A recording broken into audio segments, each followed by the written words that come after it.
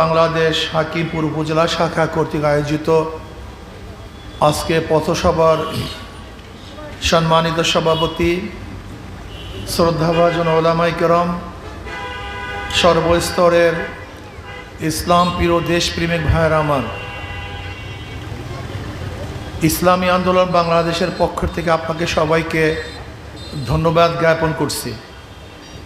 ইসলামী আন্দোলন বাংলাদেশ কি ও কেন আপনারা অনেকেই জানেন না। ইসলামী আন্দোলন বাংলাদেশের আদর্শ সম্পর্কে আমরা অনেকে জানি না। ইসলামী আন্দোলন বাংলাদেশ কি বিশ্বাস করে সেই সম্পর্কে আমাদের অনেকেরই জানা নেই। ইসলামী আন্দোলন বাংলাদেশ কেন করবেন আমি ধর্মীয় দৃষ্টিকোণ থেকে এবং রাজনৈতিক দৃষ্টিকোণ থেকে আপনাদের সামনে উপস্থাপন করার চেষ্টা করব। ধর্মীয় দৃষ্টিকোণ থেকে বলতে চাই, একজন মুসলমান ইসলামের বাইরে কোনো সংগঠন করতে পারে না। কথা বলেন, একজন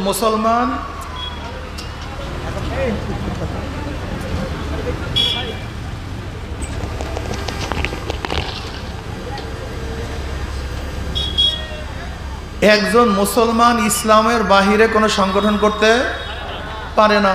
উদাহরণস্বরূপ, একজন মুসলমানের কাছে বললাম, আপনি কি ইসলামকে পছন্দ করেন? একজন মুসলমানের কাছে আপনি বললেন, আপনি কি ইসলামকে পছন্দ করেন? সে কি বলবে? কথা বলেন। যদি বলে না, কথাটা বুঝাতে পারিনি। যদি একজন মুসলমানের কাছে যদি বলি, আপনি কোরআন ও হাদিস কি মানেন? সে কি বলবে? যদি বলি না, কি ফেসাল আছে কি নেই? যদি একজন মুসলমানকে বলি, তুমি কি আল্লাহ নবীকে নেতা মানো? সে কি বলবে? যদি বলি না, কথাটা বুঝাতে পারিনি। কাজে আপনার কাছে আমি ইসলাম নিয়ে আসছি। একজন মুসলমানের কাছে যখন ইসলাম পেশ করব, সে তো না বলার কোনো সুযোগই নেই। যদি না বলে, সে তো মুসলমানই থাকবে না। কাজে একজন মুসলমান ইসলামের বাহিরে কোনো আদর্শ নীতি মানতে পারে না। একজন মুসলমান আল্লাহর নবীর বাহিরে কাউকে নেতা মানতে পারে না। কোনো সুযোগ নেই, কোনো সুযোগ নেই।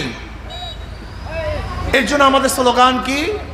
আমার নেতা তোমার নেতা বিশ্ব নবী মুস্তফা। আচ্ছা বলেন তো, আমার নেতা তোমার নেতা বিশ্ব নবী মুস্তফা, এই স্লোগান কি শুধু ইসলামী আন্দোলনের? শুধু আলেমদের? শুধু তোলাবাদের? শুধু মুসল্লিদের?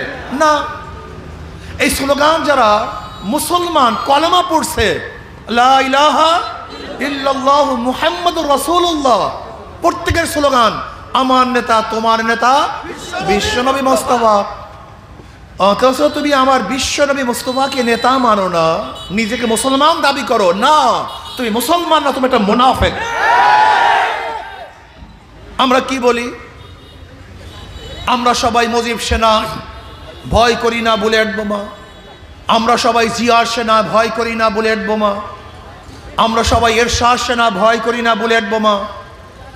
অথচ তোমার মুখে উচ্চারিত হওয়া উচিত ছিল, আমরা সবাই নবীর সেনা, ভয় করি না বুলেট বোমা। আমরা সবাই রসুল সেনা, ভয় করি না বুলেট বোমা।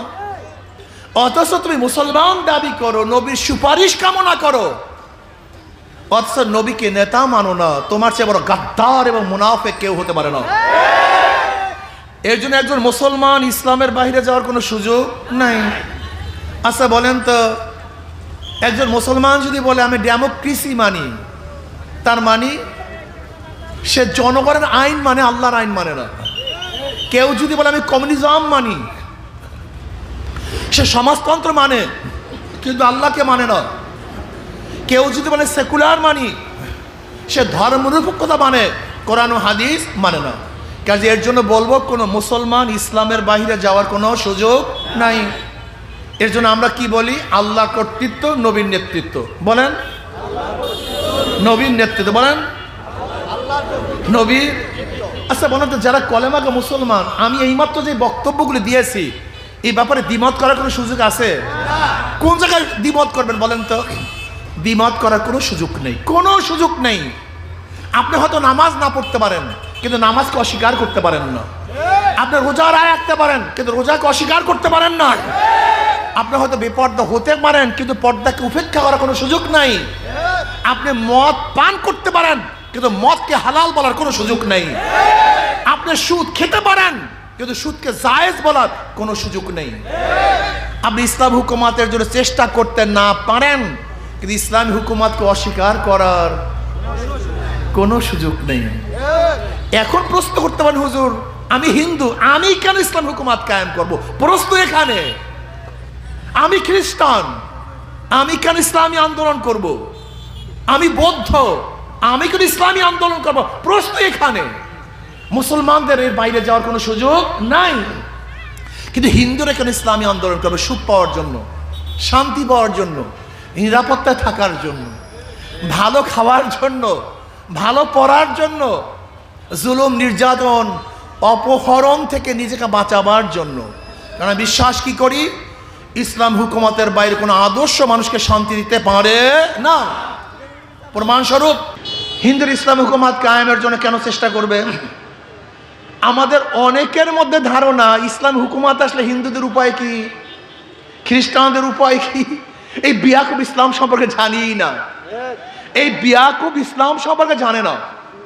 আচ্ছা বলেন তো, আপনি কি জানেন এই পাক ভারত উপমহাদেশ যখন আমরা ডিভাইডেড হই নাই, পাকিস্তান হয় নাই বা বাংলাদেশ হয় নাই, একত্রিত ছিলাম, এই পাক ভারত উপমহাদেশের শাসক 750 850 বছর পর্যন্ত কারা ছিল জানেন? মুসলমান। জোরে বলেন কারা? মুসলমান। 750 850 বছর পর্যন্ত এই গোটা পাক ভারত উপমহাদেশের শাসক ছিল মুসলমান। শুধু আওরঙ্গজেব বাদশাহ আলমগীর রহমতুল্লাহ আলাইহি একাধারে সম্রাট ছিলেন 50 বছর। কত বছর? 50 বছর তিনি শাসক ছিলেন। যদি মুসলমানরা ইচ্ছা করতো, গোটা পাক ভারত উপমহাদেশে একটা মন্দিরও না রাখার, একটা মন্দির রাখার কার ক্ষমতা ছিল না। একটা গির্জা যদি না রাখার তারা চিন্তা করত, একটা গির্জা স্থাপন করার ক্ষমতা কাউর ছিল না। একটা পুরোহিত ঘর যদি বানাবার যদি ইচ্ছা না করত, এই বাংলাদেশ, ভারত, পাকিস্তানের মধ্যে একটা পুরোহিত ঘর থাকার কোনো ক্ষমতা কেউ রাখতো না। কিন্তু মন্দির এত হলো কিভাবে? এত হিন্দুদের সংখ্যা কিভাবে হলো? আপনারা জানেনই না। মুসলমানরা কোনোদিন বিজাতিদের উপর অত্যাচার করে না। অবৈধভাবে মুসলমানরা কোনো ধর্মীয় ঘরকে ভাঙ্গে না। মুসলমানদের সম্পর্কে যা শুনতেছেন সম্পূর্ণ ভুল, সব ভুল তথ্য, ভুল ইতিহাস। আপনারা দেখছেন এই 5ই আগস্ট 24-এর যে বিপ্লব হয়ে গেছে, মাত্র 1 বছর 2-1 মাস এর মধ্যে ইতিহাসে কত বিকৃতি হয়ে গেছে। 71 সনের ইতিহাসের মধ্যে হাজারো বিকৃতি হয়ে গেছে। বাদশাহ আলমগীর রহমতুল্লাহ আলীর ইতিহাসের মধ্যে বিকৃতি হওয়াটাই স্বাভাবিক, কিন্তু অস্বাভাবিক কিছু নেই। আপনি দেখবেন শেখ সাহেব সম্পর্কে এক একজনের ইতিহাস লিখছে, জিয়াউর রহমান সাহেব সম্পর্কে এক একজন এক এক ইতিহাস লিখছে। এইভাবে মনে রাখতে হবে, ইসলামের দুশ্মনরা ইসলামকে ধ্বংস করার জন্য ইতিহাস রচনা করেছে, তাদের ইতিহাস সত্য নয়। আমি প্রশ্ন করি, খুব ভালো মতো বুঝেন, এই যে 5ই আগস্টের পরে হিন্দুদের গির্জা কারা পাহারা দিছে, মন্দির কারা পাহারা দিছে? মুসলমানরা, আমাদের লোকজন। 71-এর সময় এই হিন্দুরা কোন জায়গায় আশ্রয় গ্রহণ করছে? আমাদের মাদ্রাসায়, আমাদের বাড়িতে। আমার দাদাজান রহমতুল্লাহ আলের কাছে বহুত হিন্দুরা প্রস্তাব দিয়েছে 71-এর সময়, হুজুর মুসলমান বানান। বলেন না, ইসলাম জোর করিয়া কাউকে মুসলমান বানায় না। তোমরা এখানে থাকো, খাও, ঘুমাও, কোনো টেনশন নাই। এরপরে যখন যুদ্ধ থেমে যাবে, মুসলমান হওয়ার ইচ্ছা করলে তখন হয়েও, এখন না। এটা মুসলমান। দেখেন, খুব ভালো মতো বোঝার চেষ্টা করুন। যদি কোনো ব্যক্তি মুসলিম মেয়েদের সাথে ধর্ষণ করে, তার বিচার হবে। ওই ব্যক্তি যদি কোনো হিন্দু মেয়েদের সাথে ধর্ষণ করে, বিচার হবে না? কথা বলেন, বিচার হুবহু সমান, কোনো পার্থক্য নেই। কোনো ব্যক্তি যদি মুসলমানের ঘরে চুরি করে, তার বিচার হবে। ওই ব্যক্তি হিন্দুর ঘরে চুরি করলে বিচার হবে না? অবশ্যই বিচার সমান। দেখছেন, বিচারের মধ্যে কোনো পার্থক্য নাই, হুবহু সমান। মুসলমানদের কাজটা কি? উখরিজাত লিন্নাস, আমাদেরকে বের করা হয়েছে গোটা মানব জাতির জন্য। আমরা মুসলমানদের জন্য কল্যাণ, আমরা হিন্দুদের জন্য কল্যাণ, আমরা খ্রিস্টানদের জন্য কল্যাণ, আমরা বৌদ্ধের জন্য কল্যাণ, এমনকি গোটা মাখলুকাতের জন্য মুসলমান কল্যাণ। উমর ইবনে খাত্তাব রাদিয়াল্লাহু কি বলেছেন, আমার খেলাফতের আমলে ফোরাতের কুলেও যদি একটা কুকুর না খেয়ে মারা যায়, আমি ওমরকে জবাব দিতে হবে। সবচেয়ে আশ্চর্যের বিষয় হলো গরিবরা ইসলাম পছন্দ করে না। এটা সবচেয়ে আশ্চর্যের বিষয়, গরিবরা ইসলামকে পছন্দ করে না, অথচ ইসলাম আসছেই গরিবদের জন্য। এই গরিব, কান খুলো, কথাগুলি শোনো। বিয়াকুব গরিব, কম বক কপাল পরা গরিব, আমার কথাগুলি শোনো, ভালো মতো বোঝার চেষ্টা করো। বর্তমানে যে অর্থনীতি চলতেছে, এই অর্থনীতি যদি কিয়ামত পর্যন্ত চলে, গরিবরা গরিব হবে, ধনীরা শুধু ধনী হবে। উদাহরণস্বরূপ, একজন গরিব রিক্সাওয়ালা ঠেলাওয়ালা আজকে ব্যাংকে যাবে, যে ম্যানেজার সাহেব আমাকে 10 লক্ষ টাকা লোন দেন। ম্যানেজার সাহেব কি বলবে, মর্গেজ দেন। গরিব বলবে, ভাই আমার তো টাকা নাই, আমি মর্গেজ পাবো কোথায়? বলে আপনার জন্য লোন নাই, কথা কয় না কেন? আপনার জন্য ব্যাংকের কোনো হেল্প নাই। ব্যাংক কোন ব্যক্তিকে দিবে? যার 10 লক্ষ টাকা আগের থেকে আসে, তাকে 10 লক্ষ টাকা দিবে। যাকে লোন দিছে তারই লোন মাপ, তারই ইন্টারেস্ট মাপ। একজন ধনী বর্তমান পুঁজিবাদী অর্থনীতিতে 4 বার ধনী হয়। আগের থেকে 10 লক্ষ টাকা আছে, 1 বার ধনী। ব্যাংক থেকে 10 লক্ষ টাকা দিছে, 2 বার ধনী। তার লোন মাফ হয়েছে 3 বার ধনী, তার ইন্টারেস্ট মাফ হয়েছে কয়বার ধনী? 4 বার। আর গরিবের পেটে 5টা লাথি। আগের থেকে 10 লক্ষ টাকা ছিল না, 1 লাথি। ব্যাংক থেকে দেয় নাই 2 লাথি, তার ইন্টারেস্ট মাফ হয় নাই 3 লাথি, তার লোন মাফ হয় নাই 4 লাথি। আর যেই বড় লোকের টাকা মাফ করা হয়েছে, ওই টাকাগুলি যদি বাংলাদেশ ব্যাংকে থাকতো, তাহলে বাংলাদেশের নাগরিক গরিব হিসাবেও সেই টাকাটা অংশীদারি গরিব, কথা বলে না কেন? কিন্তু বড় লোককে মাফ করার কারণে আর 1 লাথি। অর্থাৎ গরিব 5 বার গরিব হয়, আর ধনী 4 বার ধনী হয়। তুমি কি দেখো নাই 71-এ দেশ স্বাধীন হওয়ার পর থেকে আজ পর্যন্ত যে রিক্সাওয়ালা ঠেলাওয়ালা, যে কুলি, যে মজদুর সেই মজদুর, কিন্তু যাদেরকে ভোট দিয়েছ আঙ্গুল বলে কলা গাছ নয়, বট গাছ হয়েছে। আত্মসাৎ করেছে তোমাদের টাকা, তোমাদের অর্থ, তোমাদের পয়সা। শুধু কি চাই, তুমি কি জানো এই মাত্র 16 বছরে 28 লক্ষ কোটি টাকা বিদেশে পাচার হয়ে গেছে? তুমি কি জানো সালমান এফ রহমান শুধু শেয়ার বাজার থেকে 50 হাজার কোটি টাকা আত্মসাৎ করেছেন? তুমি কি জানো বাংলাদেশের অর্থনীতির অবস্থাটা কি? আজকে যত গরিব দেখো, এই প্রত্যেকটা গরিবের মাথায় নয়, আজকে যে সন্তান জন্মগ্রহণ করবে তার মাথার উপরে 1 লক্ষ টাকার উপরে ঋণ আছে। এই টাকাগুলো কে খেয়েছে, কে আত্মসাৎ করছে? আমার দেশের গরিব, দুঃখী, মেহনতি মানুষ, কুলি, মজদুর, তাঁতি, জেলে, ঋষি, কামার, ঠেলাওয়ালা, রিক্সাওয়ালা, শ্রমিক, মজদুর, কৃষকরা একটা টাকা আত্মসাৎ করে নেই। ওই যাদেরকে ভোট দিয়েছি, যাদেরকে ক্ষমতা বসিয়েছি, ওরা আমাদের মাথায় নুন রেখে বড়ই খেয়েছে, আমাদের মাথায় কাঁঠাল রেখে ওরা ভেঙ্গে চুরমার করে ফেলেছে। ওরা আঙ্গুল ফুলে কলা গাছ হয়েছে, আর আমরা যেই লাউ সেই কদু। তোমরা কি পেয়েছো আমাকে বলো? হ্যাঁ, তোমাদেরকে 1 কলকি গাঁজা ধরাইয়া দিস, 1 বোতল ফেন্সিডিলের বোতল ধরাইয়া দিছে, নেশার মধ্যে ফলাইয়া রাখিস। তোমাকে নেশা খাও, নেশাগ্রস্ত হও, আর আমার পিছনে লাফাও। এখন হাজারো মানুষ হত্যা হচ্ছে, আপনারা দেখছেন বর্তমান দলে দলে মানুষ হত্যা হচ্ছে। আমার বাংলাদেশের মানুষ, আমার বাংলাদেশের নাগরিক যারা থাকবে আজকে ভালো অবস্থানে, কিন্তু দলের কারণে হত্যা হচ্ছে। আমার মেয়েরা ধর্ষিতা হচ্ছে, আমার বামনেরা বিধবা হচ্ছে, পঙ্গু হচ্ছে। এর কারণটা কি? এই 53 বছর যারা শাসক ছিল, তারা দেশকে ভালো কিছু উপহার দিতে পারেনি। এই জনগণের জন্য কোনো কল্যাণকামী কাজ করতে পারেনি। আমি আমার জনগণকে বলবো, আমার গরিব, দুঃখী, মেহনতি মানুষ, পুরুষ মহিলাদেরকে বলবো, ধনী গরিবদেরকে বলবো, ওদেরকে বারবার পরীক্ষা করেছেন। আপনারা জানেন 71-এ আপনারা স্বাধীনতার পরে আওয়ামী লীগকে ক্ষমতায় বসিয়েছিলেন।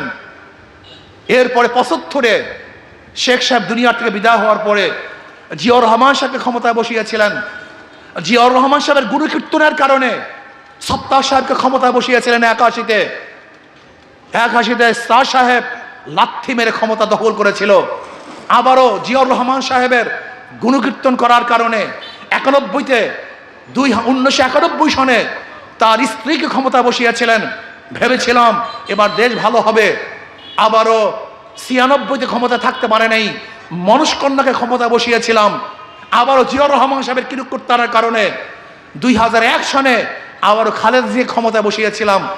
5 বছর যেতে না যেতে আন্দোলন সংগ্রামের মুখে মঈনুদ্দিন ফখরুদ্দিন 2.5 বছর দেশ শাসন করেছিল। ভেবেছিলাম দেশ ভালো হবে। আবারও সেই মনুষ্কন্যাকে ক্ষমতা বসিয়েছিলাম। কিন্তু আমার প্রশ্ন হলো, হে জনগণ, বারবার ওদেরকে ক্ষমতায় বসিয়েছেন, কিন্তু আপনাদের ভাগ্যের পরিবর্তন হয়নি। ভাগ্যের পরিবর্তন, যেই লাউ সেই কত, যেই সদরুদ্দি সেই সদরুদ্দি। আমি একটাবার ইসলামকে পরীক্ষা করার জন্য বলছি, একটাবার, শুধু একটাবার। ওদের সব জায়গায় ধোকা, ওদের সব জায়গায় ধোকা। যারা নৌকা নিয়ে নির্বাচন করে নিজেরা নৌকা চালাতে পারে না, যারা ধানের শেষে নির্বাচন করে নিজেরা ধান কাটতে পারে না, যারা নাঙ্গল নিয়ে নির্বাচন করে নিজেরা নাঙ্গল বইতে পারে না। নৌকা চালায় গরিবরা, ধান কাটে কথা বলে না, নাঙ্গল বয়, কিন্তু যারা নির্বাচন করে একজনও গরিব না। সব প্রতীক গরিবদের, কিন্তু যারা নির্বাচন করে একজনও গরিব না, একজনও কাজ করতে পারে না। সব ধোকা, সব ধোকাবাজি। ওরা গরিবদের প্রতীক নাই, গরিবের বন্ধু, কিন্তু একটাও গরিবের বন্ধু না। যদি ইসলামী আন্দোলন বাংলাদেশের প্রত্যেকটা প্রতীকের মধ্যেও দেখবেন জনসেবা আছে। এই যে হাত পাখা আমার কাছে দেন, এই হাত পাখা যারা নির্বাচন করে তারা নিজেরাও চালাতে পারে, যারা সমর্থন করে তারাও চালাতে পারে, কথা কয় না। কারেন্ট ফেল করে, হাত পাখা ফেল করে না। হাত পাখা প্রয়োজন গরিবদের, হাত পাখা প্রয়োজন বড় লোকদের, হাত পাখা প্রয়োজন পুরুষের, হাত পাখা প্রয়োজন মহিলাদের, হাত পাখা প্রয়োজন শিশুদের, হাত পাখা প্রয়োজন বড়দের। কেউ কার মার্কা নিয়ে ঘুমায় না, নৌকা বুকের উপরে থাকে না, ধানের শীষ কার বুকের উপরে থাকে না, নাঙ্গল কার বুকের উপরে থাকে না, কিন্তু ঘুমের সময়ও যে এই মার্কাটা কলিজার মধ্যে থাকে, সেই মার্কার নাম হাত পাখা। হাত পাখা মুসলমানদেরকেও শান্তি দেয়, হিন্দুদেরকেও শান্তি দেয়। হাত পাখা বড় লোকদেরকেও শান্তি দেয়, গরিবদেরকেও শান্তি দেয়। খ্রিস্টানদের জন্য হাত পাখা, মুসলমানদের জন্য হাত পাখা। আমি বিশ্বাস করি হাত পাখা যদি বিজয় হয় তাহলে জাতি বিজয় হবে। হাত পাখা বিজয় হয়, শ্রমিকরা বিজয় হবে।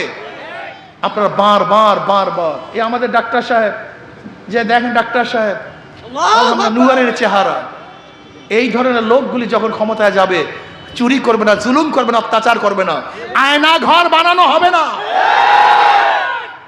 আপনাদেরকে আর গুম খুন করা হবে না। ইনশাআল্লাহ এরা যখন ক্ষমতায় যাবে, এই দেশটা একটা জান্নাতের বাগিচা হয়ে যাবে।